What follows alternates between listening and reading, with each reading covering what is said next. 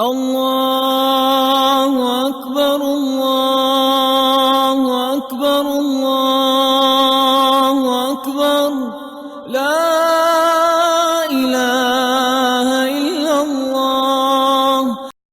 Une soirée inoubliable.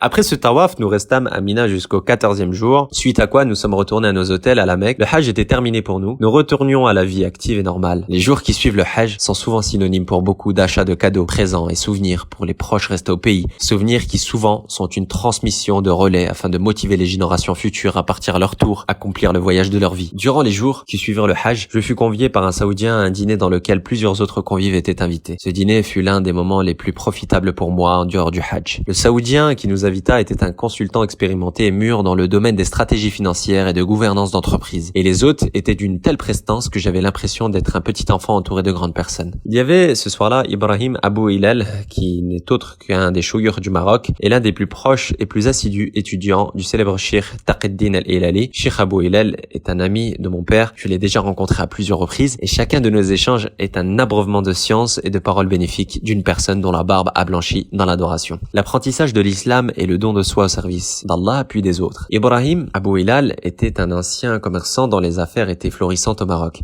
Il décida de tout laisser tomber une fois. Cheikh Al-Hilali décédé et s'installa à la Mecque afin de profiter des mérites exponentiels de cette ville. Il passa ainsi sa vie à faire le bien autour de lui, aider les pauvres, les orphelins, les veuves et les nécessiteux. Ce soir-là, il y avait aussi deux grands mouftis de Syrie qui avaient fui leur pays depuis le sanglant conflit qui avait, hélas, frappé leur vie. Ils avaient fui pour ne pas cautionner les agissements du gouvernement sur place, mais aussi pour ne pas inciter à la révolte et à la rébellion, contraire aux principes de l'islam. Un grand poète jordanien était également présent, ainsi que des bénévoles d'une ONG internationale. Mais ce soir-là, la grande convive était Sa Majesté Haroun Touindé, roi d'une des tribus du Bénin, qui s'était converti quelques mois avant le Hajj et avait décidé de venir accomplir son pèlerinage afin de rencontrer ses frères en islam. Haroun Touindé règne sur un domaine peuplé de 120 000 âmes, pour la plupart chrétiennes. Sa venue à l'islam fut mal vue par son peuple qui décida de s'éloigner de lui et de cesser de travailler pour lui. Il était venu leur montrer l'universalité du message de l'islam, mais aussi leur prouver que l'islam est une religion de miséricorde et non de terrorisme. Depuis, Ibrahim est devenu mon ami. Souvent, nous échangeons sur des messageries sociales telles que WhatsApp. Nous nous racontons nos vies et leurs aléas. Nous sommes si éloignés, si différents, mais la fraternité du moment vécu et de la foi véhiculée nous unit à jamais.